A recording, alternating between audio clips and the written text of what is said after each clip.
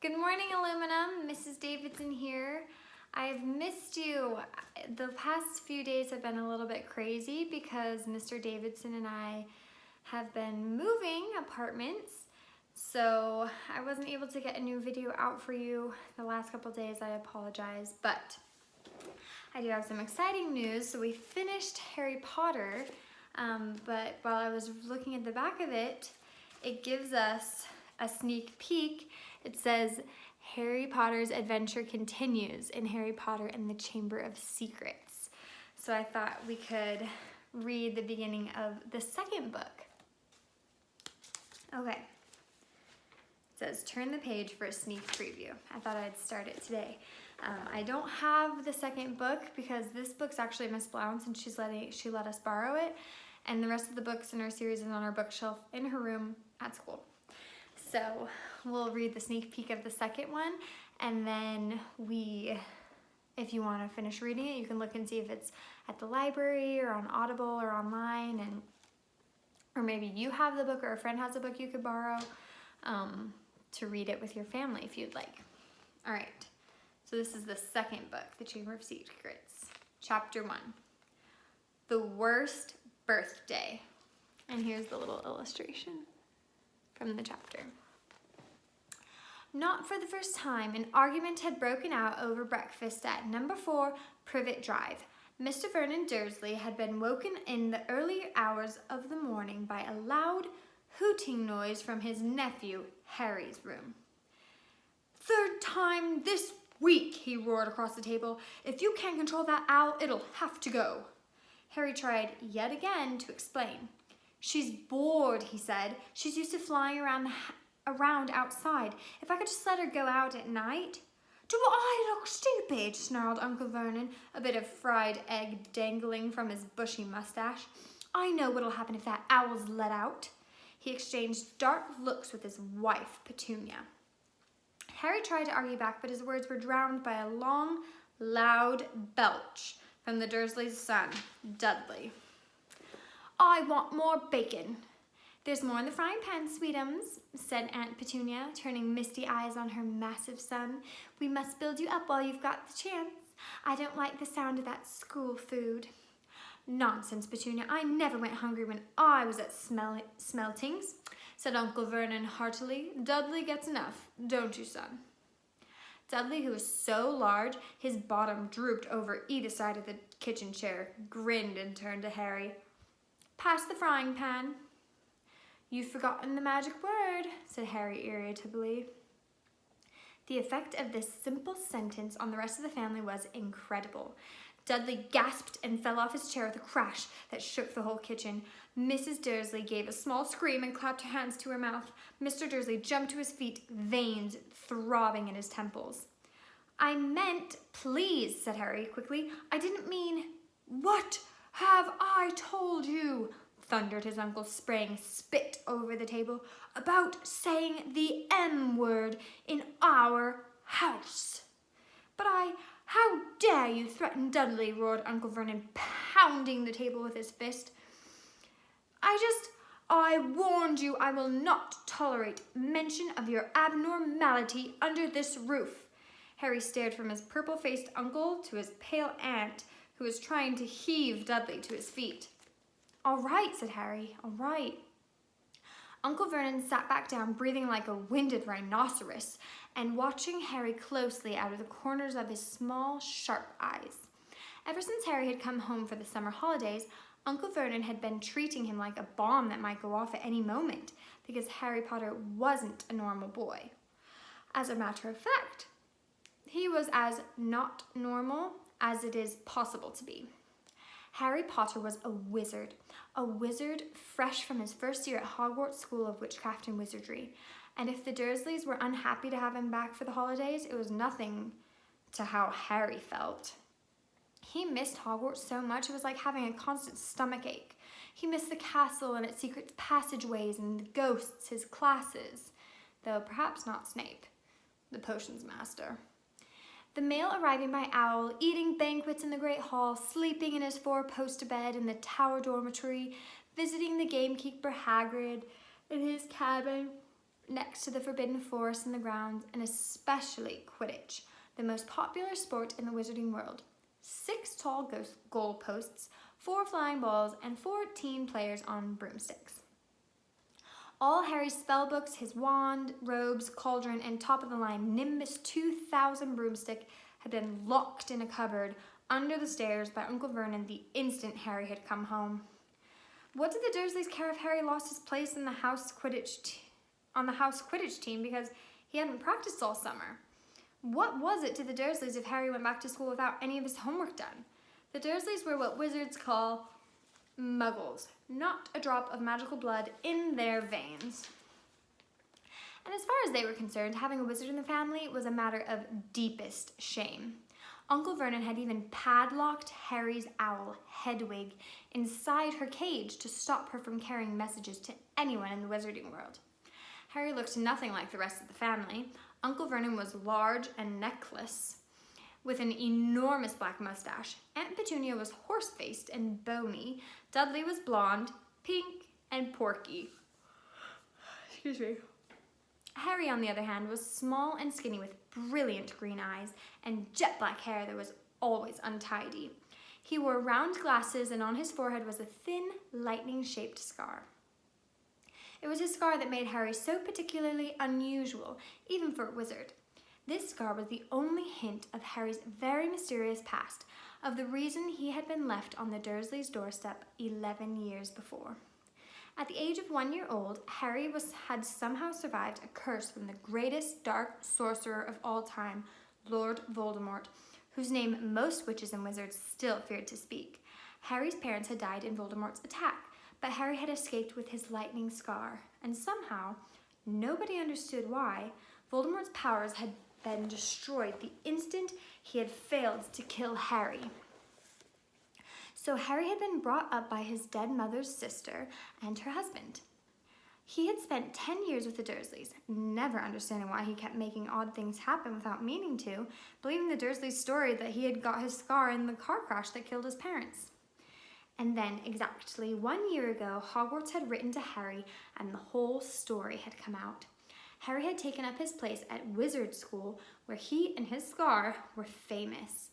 But now the school year was over and he was back with the Dursleys for the summer, back to being treated like a dog that had rolled in something smelly. The Dursleys hadn't even remembered that today happened to be Harry's 12th birthday. Of course, his hopes hadn't been high. They'd never given him a real present, let alone a cake, but to ignore it completely. At that moment, Uncle Vernon cleared his throat importantly and said, "Now, as we all know, today is a very important day." Harry looked up, hardly daring to believe. This could well be the day I make the biggest deal of my career," said Uncle Vernon. Harry went back to his toast. Of course, he thought bitterly. Uncle Vernon was talking about the dinner party. He'd been talking of nothing else for 2 weeks. Some rich builder and his wife were coming to dinner, and Uncle Vernon was hoping to get a huge order from him. Uncle Vernon's company made drills. "I think we should run through the schedule one more time," said Uncle Vernon. "We should all be in position at 8 o'clock. Petunia, you will be in the lounge," said Aunt Petunia promptly, waiting to welcome them graciously to our home. Good. And Dudley? "I'll be waiting to open the door." Dudley put on a foul, simpering smile. "May I take your coats, Mr. and Mrs. Mason?" "They'll love him," said Petunia rapturously.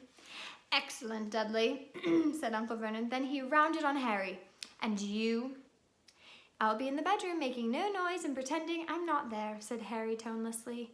"Exactly," said Uncle Vernon nastily. "I would lead them into the lounge, introduce you, Petunia, and pour them drinks. At 8:15, I'll announce dinner," said Aunt Petunia. "And Dudley, you'll say, 'May I take you through to the dining room, Mrs. Mason?'" said Dudley, offering his fat arm to an invisible woman. "My perfect little gentleman," sniffed Aunt Petunia. "And you," said Uncle Vernon viciously to Harry. "I'll be in my room, making no noise and pretending I'm not there," said Harry dully. "Precisely. Now, we should aim to get in a few good compliments at dinner. Petunia, any ideas?" Vernon tells me you're a wonderful golfer, Mr. Mason. Do tell me where you bought your dress, Mrs. Mason. Perfect. Dudley, how about we had to write an essay about our hero at school, Mr. Mason, and I wrote about you. This was too much for both Aunt Petunia and Harry. Aunt Petunia burst into tears and hugged her son, while Harry ducked under the table so they wouldn't see him laughing.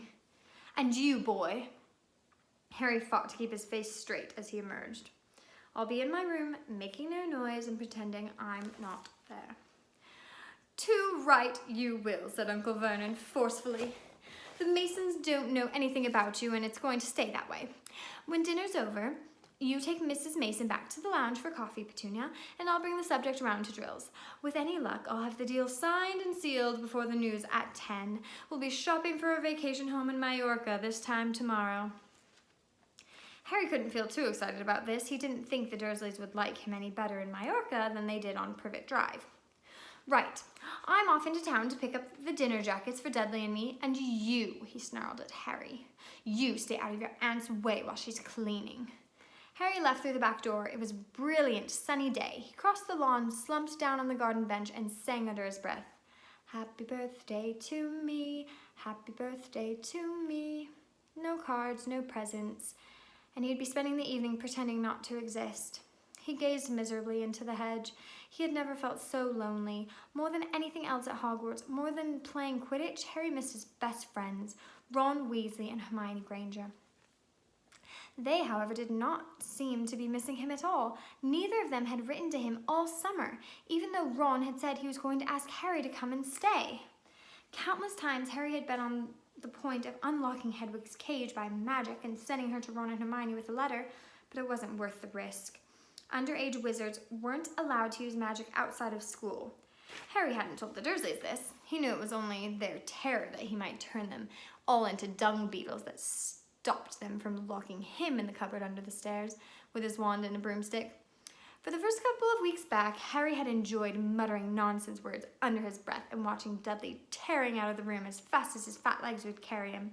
But the long silence from Ron and Hermione had made Harry feel so cut off from the magical world that even taunting Dudley had lost its appeal. And now Ron and Hermione had forgotten his birthday. What wouldn't he have given now for a message from Hogwarts, from any witch or wizard? He'd almost be glad for a sight of his arch-enemy, Draco Malfoy, just to be sure it hadn't all been a dream. Not that his whole year at Hogwarts had been fun. At the very end of last term, Harry had come face to face with none other than Lord Voldemort himself. Voldemort might be a ruin of his former self, but he was still terrifying, still cunning, still determined to regain power. Harry had slipped through Voldemort's clutches for a second time, but it had been a narrow escape. And even now, weeks later, Harry kept waking in the night, drenched in cold sweat, wondering where Voldemort was now, remembering his livid face, his wide, mad eyes. Harry suddenly sat bolt upright on the garden bench. He had been staring absent-mindedly into the hedge, and the hedge was staring back. Two enormous green eyes had appeared among the leaves. Harry jumped to his feet as a jeering voice floated across the lawn. I know what day it is, sang Dudley, waddling toward him. The huge eyes blinked and vanished. What? Said Harry, not taking his eyes off the spot where they had been. I know what day it is, Dudley repeated, coming right up to him. Well done, said Harry, so you finally learned the days of the week. Today's your birthday, sneered Dudley. How come you haven't got any cards? Haven't you even got friends at that freak place? Better not let your mum hear you talking about my school, said Harry coolly. Dudley hitched up his trousers, which were slipping down his fat bottom. Why are you staring at the hedge? He said suspiciously. I'm trying to decide what would be best spell to set it on fire, said Harry. Dudley stumbled backward at once, a look of panic on his fat face. You can't. Dad told you not to do any magic. He said he'll chuck you out of the house and you haven't got anywhere else to go. You haven't got friends to take you. Jiggery pokery, said Harry in a fierce voice. Hocus pocus. Squiggly wiggly.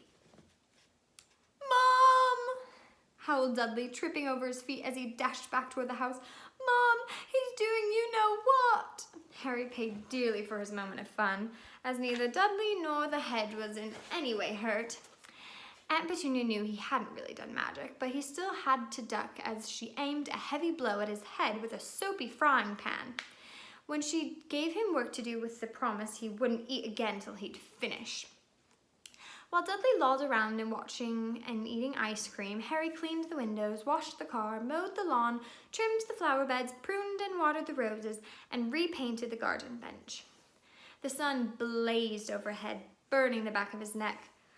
Harry knew he shouldn't have risen to Dudley's bait, but Dudley had said the very thing Harry had been thinking himself.